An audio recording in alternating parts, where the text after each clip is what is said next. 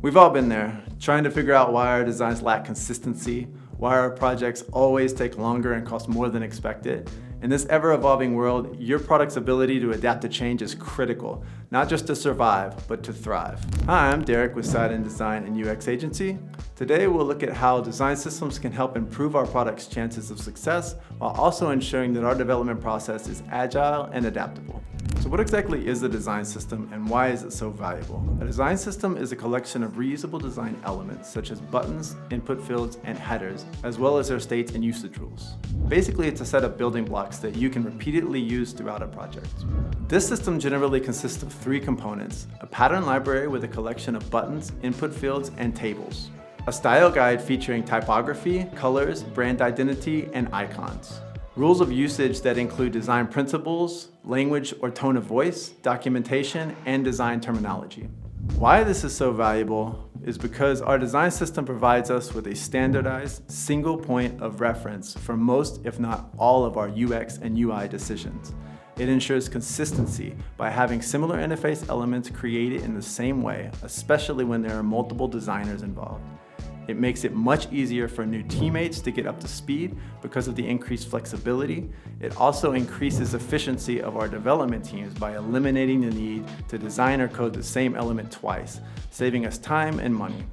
You can see how, as your team grows, the inability to quickly implement global changes, not to mention the tedious task of designing and coding the same element multiple times, could lead to chaos if you don't have a design system in place.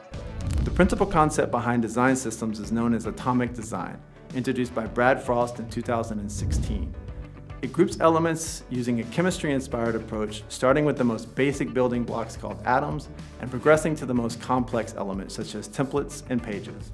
The practical application of these principles can be applied to any design system. Clearly, design systems existed prior to 2016. Designers have always reused elements in an attempt to maintain consistency. Brad Frost's atomic design is simply a more methodical and conceptualized approach to product development. So when should you start utilizing the repetitive elements of a design system? Usually as soon as you begin developing a high-fidelity design. Our designers typically start by grouping elements such as buttons, shapes, and text, and then convert the groups into symbols in Sketch or components in Figma. These master components affect all instances of the element, allowing for global changes to be as simple as changing a single element. These elements are then organized on a separate page, along with the rules and explanations. This is a fairly straightforward process. The hard part is staying consistent with your efforts, updating the system regularly, and actually putting it to use. The worst thing that can happen to any piece of documentation is for it to gather dust and be forgotten.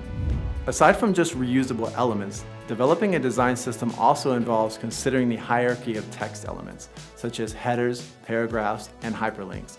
We also need to document the product's color palette, including primary branding colors, secondary colors, and semantic colors such as success, error, and warning indicators.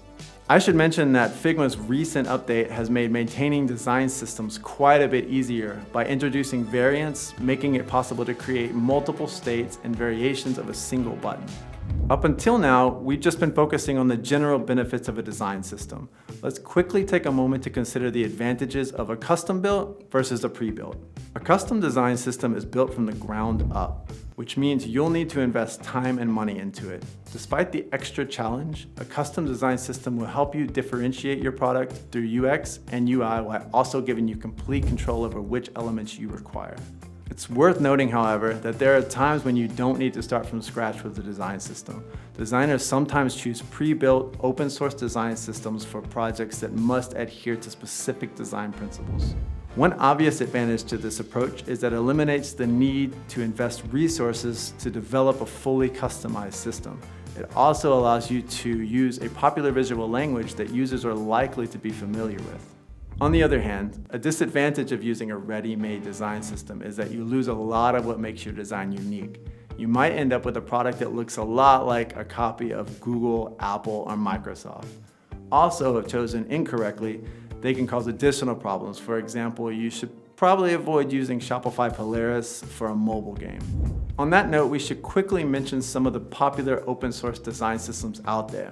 I just referenced Shopify Polaris. There's also Google Material Design, Apple Human Interface Guidelines, Microsoft Fluent Design, and Atlassian Design Systems, just to name a few.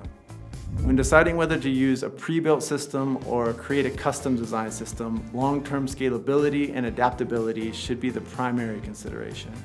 We're just scratching the surface of things here. There's so much more to say about design systems, but time for this video is running out.